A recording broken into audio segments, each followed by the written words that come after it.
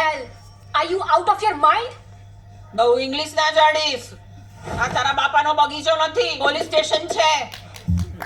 આ વંચાય છે લખેલું. પોલીસ સ્ટેશનમાં મોબાઈલ વાપરવાની સખ્ત મનાઈ છે. જતી વખતે ચોપડે સહી કરીને લેતી જજે.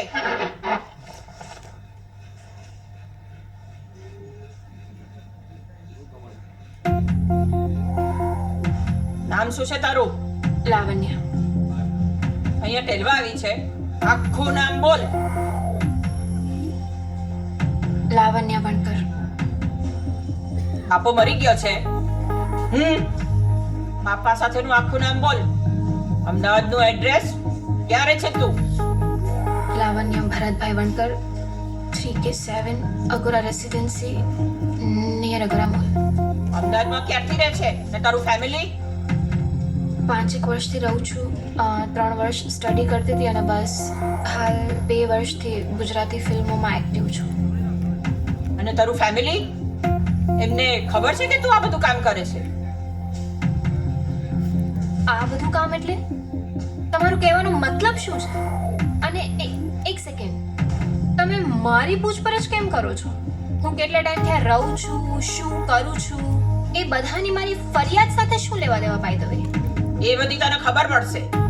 અને મતલબ વગરની વાત કરવાનો ટાઈમ નથી અમારી પાસે. એટલે જે કંઈ બી બોલે તે સમજી વિચારીને બોલજે. તારું બયાન રેકોર્ડ થાય છે, સમજ પડી ને? એટલે ખોટી રીતની કોઈ પણ સ્ટોરી નથી બનાવવાની, નહીંતર એ બધું તને કોર્ટમાં જ નડશે. સમજી? હું કોઈ સ્ટોરી નથી બનાવતી. જોબ પ્લેસ પર મને ફિઝિકલ થવાની ઓફર થઈ, જે મારા વર્ક એથિક્સની અગેન્સ્ટ છે. એ બધું કોર્ટમાં કહે છે. અત્યારે હું જે પૂછું એ જ સવાલના જવાબ આપ. એટલું રેન્ટ ભરે છે મહિને?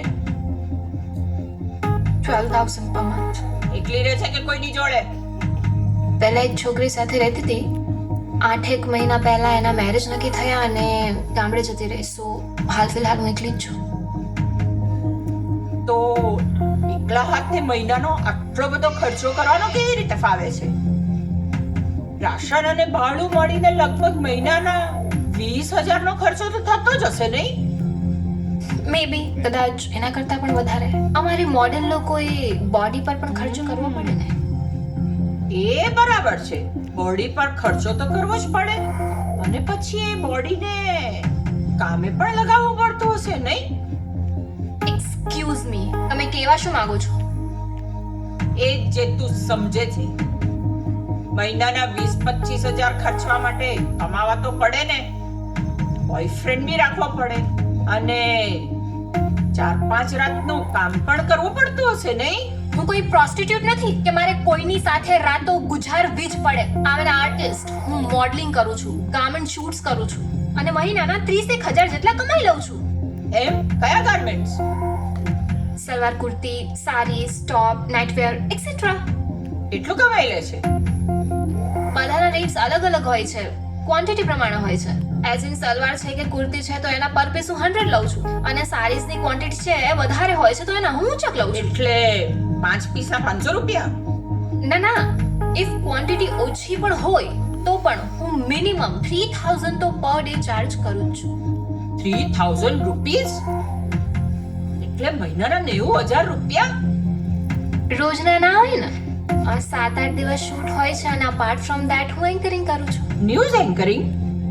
ના, કોઈની બર્થડે પાર્ટી છે, પૂલ પાર્ટી છે, વેડિંગ ફંક્શન્સ છે, નવરાત્રી. અને હા, લાસ્ટ નવરાત્રીના જ મેં 9 દિવસના 50,000 રૂપીસ ચાર્જ કર્યા હતા. 9 દિવસ નહીં, 9 રાત કહો. સારી એવી કમાણી થતી હશે નહીં તારી એમાં તો? આ સિવાય હું ગુજરાતી આલ્બમ્સ માટે પર ડે 5,000 રૂપીસ ચાર્જ કરું છું અને ગુજરાતી ફિલ્મો માટે તો હું પર ડે 10,000 રૂપીસ ચાર્જ કરું છું. એટલું બધું? ગુજરાતના આર્ટિસ્ટોને આટલા બધા પૈસા આપે છે એ લોકો? અને ગુજરાતી ફિલ્મ આટલી ચાલે છે ખરી? હાસ તો વળી, આજકાલ તો અર્બન ગુજરાતી ફિલ્મોનો સારો એવો સમય ચાલી રહ્યો છે. અર્બન ગુજરાતી મૂવી બહુ અઘરો શબ્દ છે. હા, તું ફિલ્મ માટે જ કે કાબરાને મળી હતી ને કે પહેલેથી ઓળખે છે એમને? ના, હું ઓડિશન માટે એમને મળી હતી. એકચ્યુઅલી એના મૂવીને લગતો મેસેજ એક મને વોટ્સએપ ગ્રુપમાં મળ્યો અને હું ત્યાં ગઈ. અધરવાઇઝ મને નથી મળ્યો. જો બકા, આ જુબાની તારી કોર્ટ માટે છે, એટલે સમજી વિચારીને જે કંઈ બી બોલે તે બોલજે. Okay fine. મારા વોટ્સએપ ગ્રુપમાં મને એક મેસેજ આવ્યો એમના મૂવીને લગતો કે એક ફિલ્મ માટે એક લીડ હિરોઈનની જરૂર છે. સો આપેલા વેન્યુ પર